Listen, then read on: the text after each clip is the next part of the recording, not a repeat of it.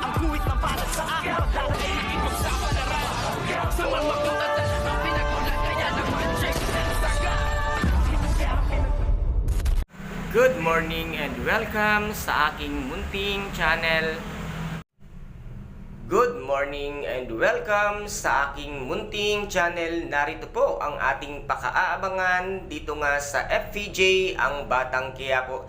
Habang tahimik ngang nakikinig itong si Tanggol sa paliwanag nga ng kanyang tunay na amang si Ramon Montenegro, at nasabi nga niya dito na kung alam lang niya na itong ang si Tanggol ang kanyang tunay na anak, na sana noon ay ipinaubayan na lamang niya itong si Monique dahil parehas nga sila ng naibigang babae. At dito naman ay tahimik lamang na nakikinig ang ating bidang si Tanggol habang nagpapaliwanag ang kanyang ama. At dito nga ay tahimik lamang siya na tinititigan ang kanyang ama, at naisip nga ni Tanggol na hindi niya sukat akalain na ang kanya palang pinakamortal na kaaway ay ang kanyang tunay na ama na walang iba kung hindi nga si Ramon Montenegro. At habang nag-uusap nga ang mag-ama ay dito ay biglang dumating nga ang mga pulis, at kung saan nga ay muli silang hinahabol dahil ito nga ang utos nito nga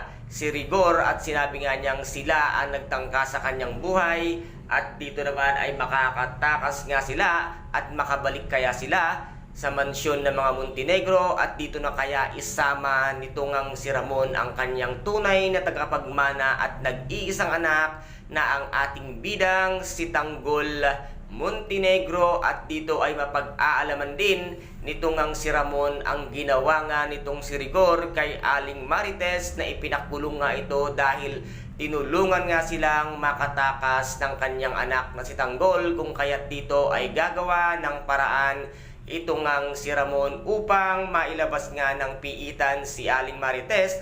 At dito kaya tuluyan ng sumama sa mansyon ng mga Montenegro itong si Aling Marites upang mabuo ang kanilang pamilya at makasama na rin niya ng tuluyan ang kanyang anak dito nga kay Ramon Montenegro na si Tanggol Montenegro. Kaya guys, ito po ang ating pakaabangan sa mga susunod na episode dito nga sa FVJ ang Batang Quiapo. At kung nagustuhan po ninyo ang aking videos for today, paki-subscribe na lamang po ng aking channel, paki-like and share para maging update kayo sa lahat ng gagawin kong videos. Maraming salamat po.